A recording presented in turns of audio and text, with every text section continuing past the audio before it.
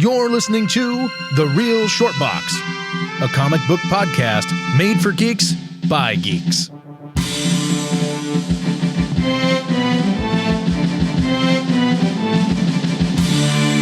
Hello, everybody, and thank you for tuning in and listening to The Real Short Box. My name is Donald, and I am here with a very cool, very special guest, one Master Hypnotist, Mr. Hakeem Alexander. Hakeem, thank you for joining us. Donald, it's a pleasure to be here. This is going to be fun. Absolutely. Yeah, I'm going to enjoy the hell out of this, to be honest. And for those that don't know, you are a very loyal listener to the podcast, and very much so to maybe our number one fan. I'm not sure, besides my mom, I would say. And I appreciate that very much. So thank you for being so active in our community, as well as the overall community of the cinema and comic book world. Appreciate that. Of course, man. You guys do a great job with the Real Short Box.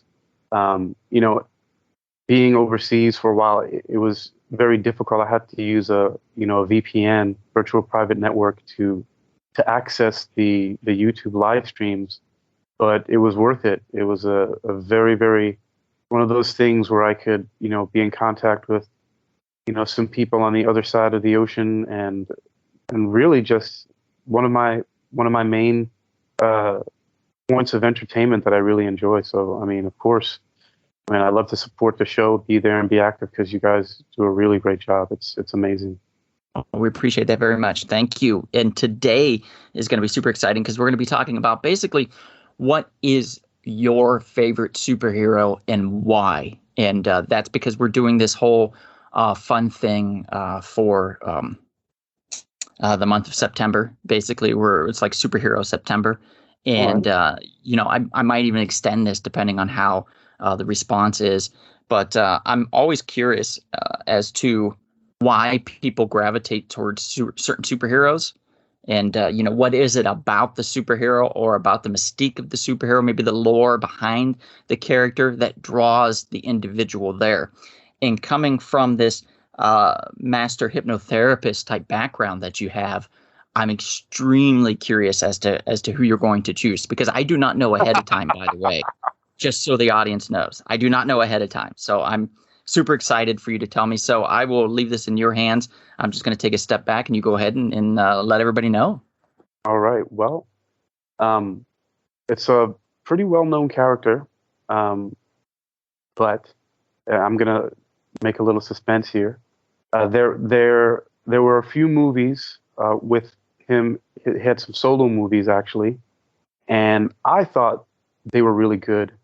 And then after the first two solo movies, they actually changed actors.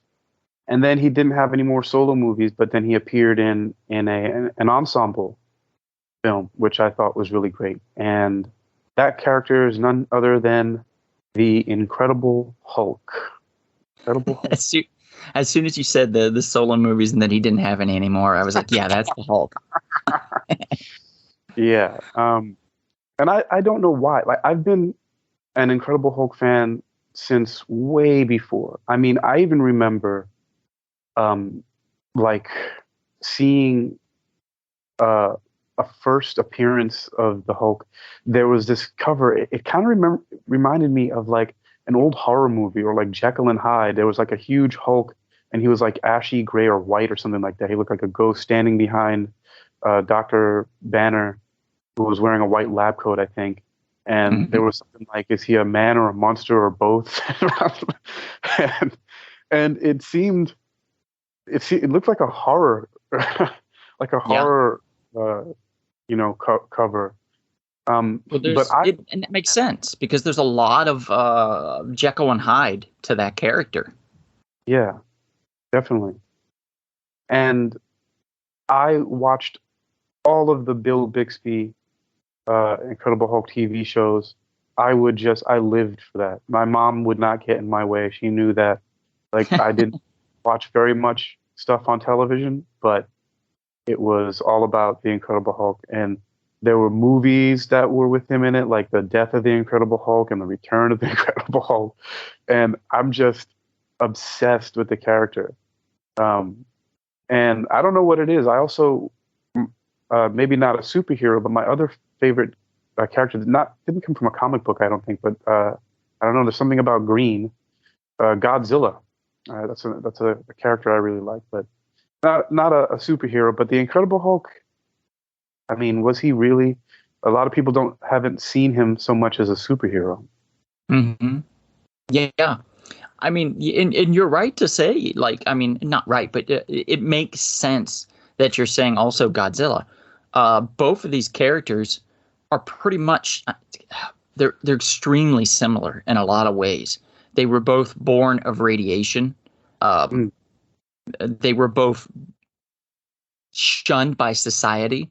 They were seen as monsters, destructive forces of nature, and then ultimately used as weapons wanted to be used as weapons by the United States government and other governments as well. Also, they were both loved aggressively by particular individuals that understood the character, the man, so to speak, behind the beast.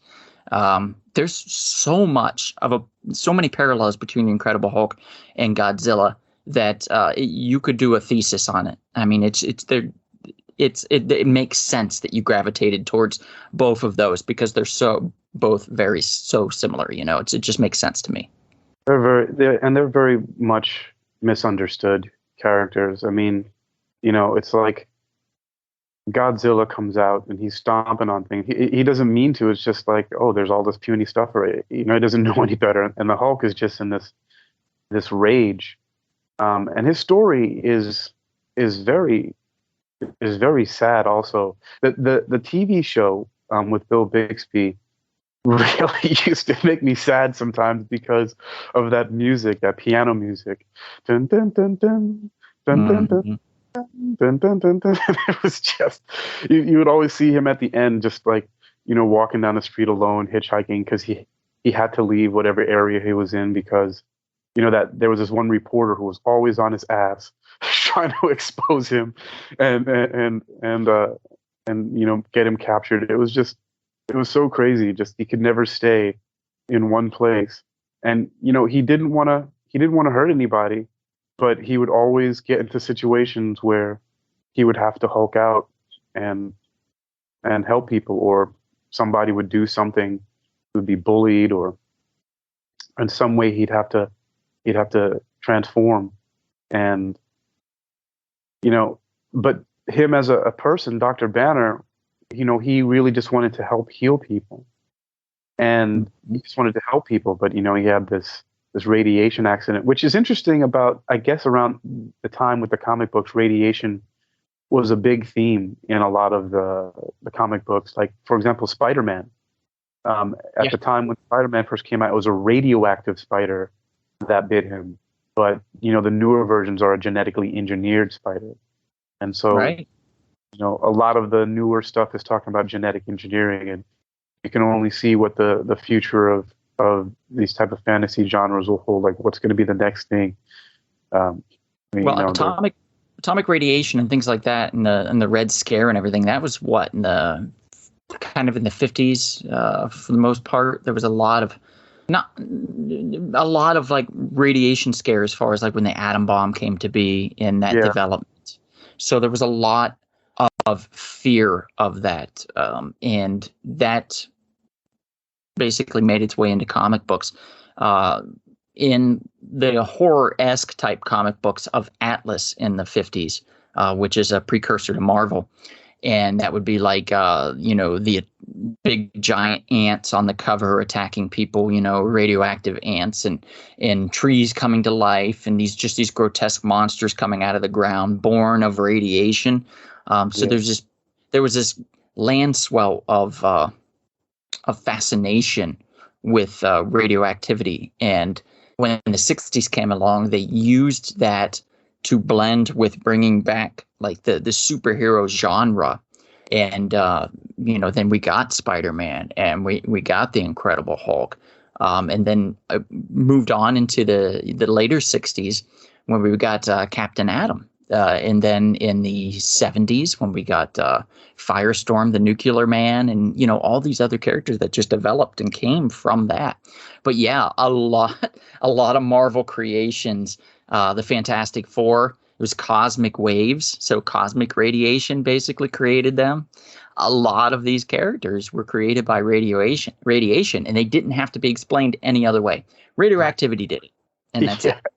I mean, it was pushed along a lot by the fact that the U.S. dropped some bombs in World War II, and there was a lot of fallout from that. And, you know, people not just died from the explosions, but the nuclear fallout later on, and the mutations and the cancers and stuff like that. So like you said, there was no reason to explain further, because in the real world, outside of the comic books, there was all this evidence that, radiation can change things dramatically. And and I mean, just the fact that places where bombs had been dropped were, you know, off limits for years and years and years. And but yeah, I don't exactly remember about the Hulk, because in a couple, I'm talking about the movie, the first movie with Eric Bana. He goes to protect another scientist, another researcher that's in a lab. The gamma's about to go off, and it's not able to stop, and he pushes the guy out of the way, and he shields everybody from the radiation with his body. And so that's one version of how he got his powers. But that's, you know, one interesting enough, as much as I'm into the Hulk, I don't remember I mean, because in the TV show as well, and in the comic books that I remember, he was doing, of course, the experiments with gamma radiation and somehow gotten away. But are you versed in how, like, the original comic book of, like, how he originally got exposed to the gamma? Like, was he trying to do experiments on himself, or? Yeah, it's pretty simple. They were doing experimentations on bombs, and Bruce Banner's friend Rick Jones was out in the field area, not knowing or not paying attention, and Bruce decided for his own safety to, to shun, shuck his own safety away and go to save Rick, and got Rick out, but was unable to get himself out of the blast zone, and therefore was inundated with this radioactivity from this bomb, which then created the Hulk, which, if you think about it, makes complete sense, because bombs were created out of a malice, out of an anger. Just nothing good in the world comes from bombs. And I know people will say, "Oh, well, they make bombs to protect people from, other aggressors and such." Well, those other aggressors have bombs, so we want to use bombs. So if there was no bombs, so bombs are seen as a very aggressive, can be seen as a very evil force in the world. Yeah. And that was part of why the Hulk, there was a personality split, so to speak, and there was a more angry side to Banner. And they go deeper with that in his psyche, as far as, like, well, he had psychological issues when he was a child. He had dissociative identity disorder, which back then was multiple personality disorder, which is where the Hulk persona came from, because it just took the radiation to create that mental split that also then became a physical split between the two, and so on and so on. And then later they developed the Gray Hulk, which is basically the more, I would say, educated version. And then Peter David later took the Hulk and made him, kind of fused him with Banner, so that Banner was just the Green Hulk all the time, and was educated and didn't have the anger that he would normally have, and did a hugely successful, very, very long run with the Hulk that way. And then, of course, people were longing for the angry Hulk that they had grown up with. which is understandable. You always have phases of growth within, individuals, and new fans spring up. And like, for example, I like Kyle Rayner as the Green Lantern because that's what I grew up on. He took over for Hal Jordan when Hal Jordan went batshit crazy and pretty much killed everybody. And, and that was a psychological break because his city and everybody he had known and loved was killed. So that's understandable. But what he did to try to bring them back was not, because he thought if he killed or if he got the rings of every Green Lantern, whether they wanted him to or not, he said, if you don't give them to me, I'm going to take them and I'll kill you if I have to get them, which he did. And then they gave the last ring to Kyle Rayner, who was a good soul, a good person, a poet, an artist. And they said, you're our last hope. And he was able then to stop Hal Jordan. So it was, a very similar kind of a parallel there too. So you have that dynamic of, you have the older school people that was like, okay, Hal Jordan got a raw deal. This was BS. We want him back. And then you have the new school that's like, oh man, I love Kyle Rayner. He's the best. And then when they brought back Hal Jordan and shelved Kyle Rayner, all of us Kyle Rayner fans was like, what the hell? Where's Kyle? And now it's just all Hal all the time. And and you kind of have to go through these phases where you go, okay, I have to accept that he's no longer really the lead Green Lantern any longer. And I'll have to wait until they either make him again or put him on a team book or bring him back as almost like a sidekick or whatever, the writers decide to do. And it all depends on what the writer is a fan of even, Jeff Johns brought back the Hal Jordan because he was a fan of Hal Jordan when he was younger. So it's all about that. So they brought back the angry Hulk, and then he's kind of been prevalent for the longest time. And even in the Marvel Cinematic Universe, you have Bruce Banner, and then you have this angry, almost uncontrollable Hulk. Yes. It's really interesting, how you put together those parallels, those similarities with, people having these traumas basically, and, splitting off from who they normally are and going power crazy. And, fortunately for the Hulk, for the most part, he's been able to keep it reined in. And he's tried, on all his travels, all he's just wanted to do was be left alone so that he wouldn't go into a rage, so he wouldn't get injured, so he wouldn't be put under stress and have that happen. And,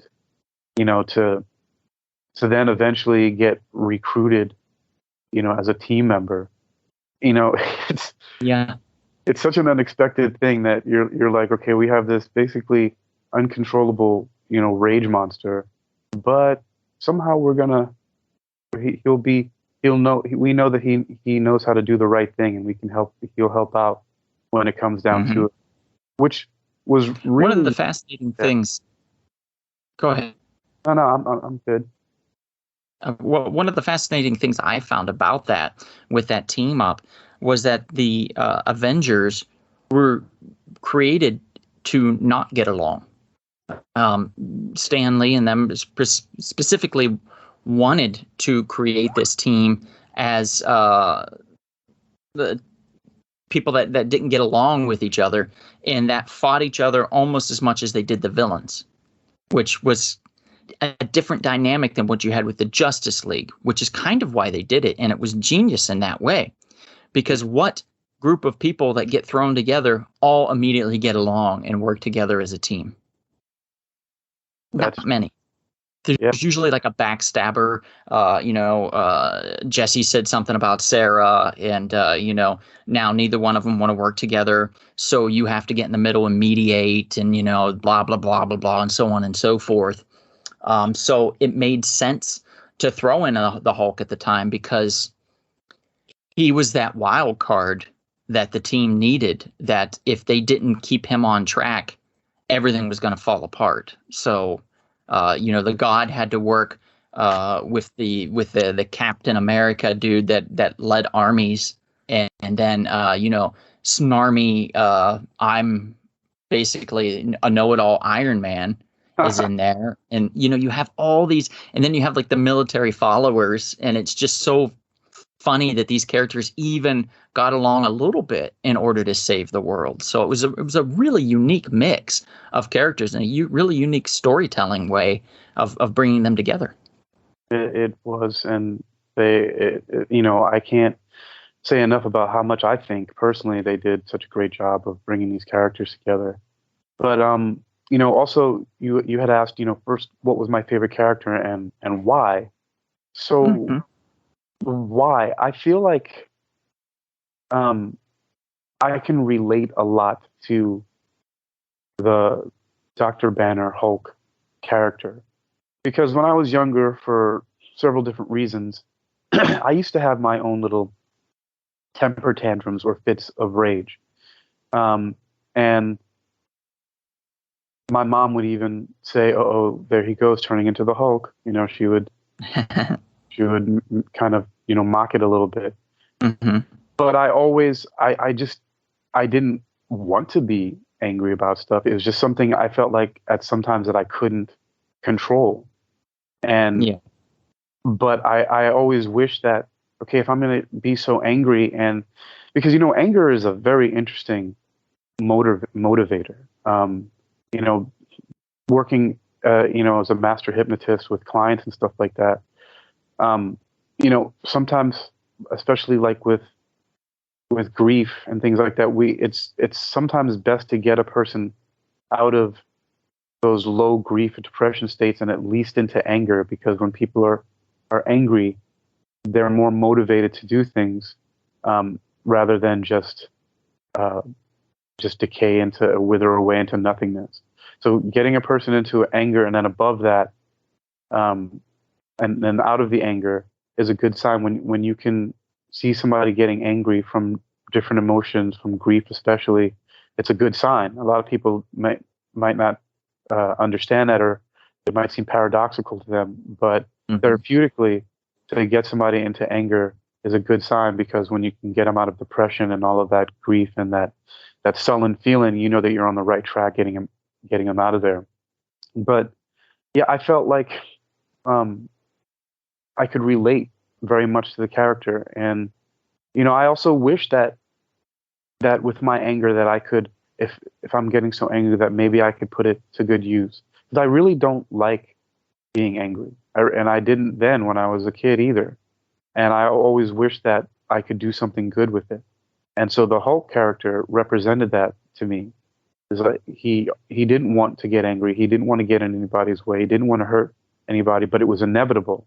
And so the inevitability of that, he had to do something positive with it. And so in a way, that was kind of a role model and inspiration, where I could say, well, if this crazy fictional character can rein in his anger and this monstrosity to do good, then of course I can as well. I mean, I know it's a fictional character, but it has a lot of lessons that you can learn. A lot of those comic book stories, as a matter of fact, have a lot of lessons and things that people can learn from if they're paying attention. Yeah. Even the 50s, when EC Comics, an entertaining comic, so to speak, was prevalent, they did all these horror stories, Tales from the Crypt, Vault of Horror, things like that. And each one of these stories were horrific, like they were very graphic. But if you read clear through to the end, the person doing these evil deeds always got their comeuppance. They were always thrown in jail or killed themselves, or, and they died horribly, or they were put away lock and key for the rest of their lives, given the electric chair, whatever. It basically taught you that crime didn't pay.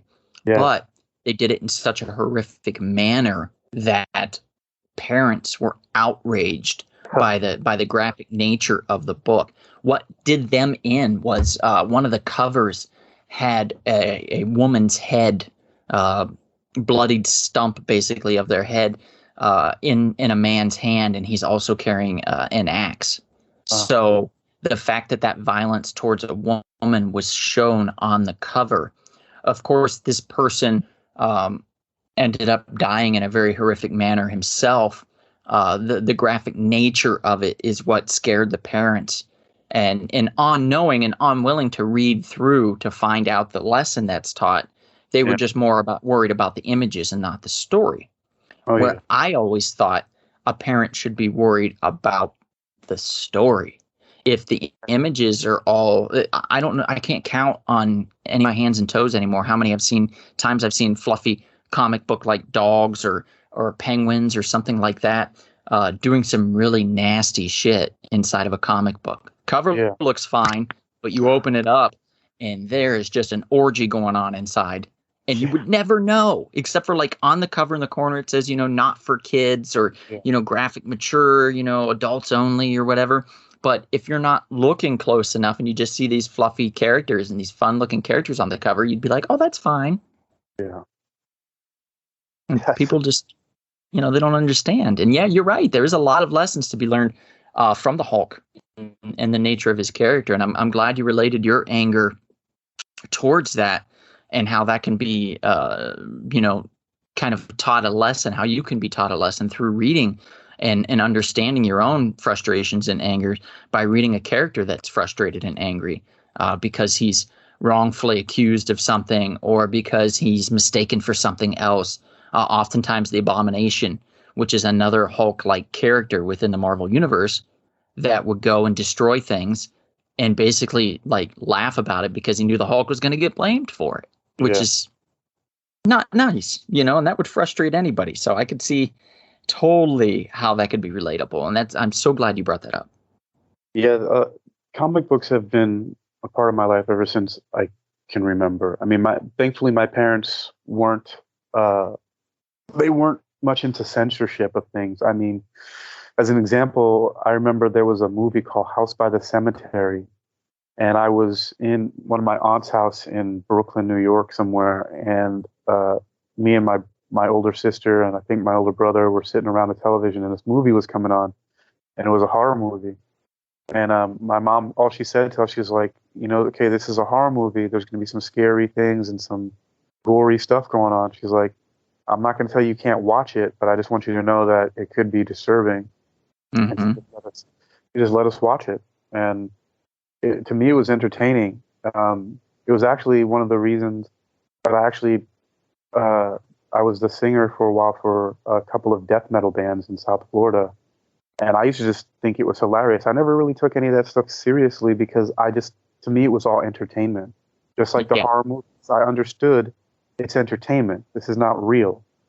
And, so horror movies, death metal music. I remember myself and one of my guitar players from the band, we would just sit around, after we would have band practice for a show and we'd be listening to cassette tapes of like death metal bands and just laughing at the lyrics. 'Cause they were just ridiculous lyrics about all this like gore and slaughter and anger, some of them. But just like comic books, a lot of people don't know about extreme metal is that a lot of these extreme metal lyrics were very philosophical and educational and talked about a lot of psychological things and there were activists who were speaking out against like pollution and animal abuse and just all kind of stuff. Like bands like Sepultura were talking about the police abuse in Brazil, and a band called Fear Factory was talking about the torture, what they perceived as being torture of lab animals in scientific experiments. And a band that had the name Death, they were talking about things about like people who use other people. And, they talked about how those people eventually will get their comeuppance. And, a band called Napalm Death, they had a song called Nazi Scum Fuck Off or something like that. So there were all these really interesting messages in entertainment, and I saw that right away, and I was somehow able to, from a young age, to see, okay, this is entertainment, but there's also something that you can learn from some of these things. Now, some of them, like like some of the Italian horror films are just, I don't know what you're learning from that. They're just gore fests. Yeah, the Guile films and stuff. Yeah, the Cannibal Holocaust and stuff like that. There really isn't much of a lesson to be learned. It's just grotesque for the sheer fact of being grotesque. But that doesn't mean you should rule out all horror films because of that. And that's exact same thing with EC Comics, and the exact same thing that you see with the Incredible Hulk and people's response to him within the book and outside of the book. And we're going to have to end this podcast here shortly. But I wanted to ask you one last thing before we go. As far as like your background in being a master hypnotist, do you think that you could hypnotize the Hulk? Like if he was real or if you were in comic book form, do you think you could do it? Yeah, I really do think so. And there's also some evidence of that in the movies in a way. People might not recognize it as such, but it's, hypnosis can be also called conditioning or reprogramming or education or even re-education and different things like that. A lot of people mistake it for being brainwashing, but it's actually, the origins of it and the current use in even the school that I went to, it's supposed to be clinical hypnosis, where we help people with vocational and avocational motivation and self-improvement. Anyway, so as I was saying, you asked the question, do you think I would be able to? I think absolutely yes. And like I said, there's even some indications of that in the movie where Black Widow, says, "Hey, big fella, the sun is, getting low." And she would rub his hand and touch him. And so those are all different types of conditioning. They conditioned him so when he hears that phrase and feels that touch, that he calms down and changes back into Dr. Banner.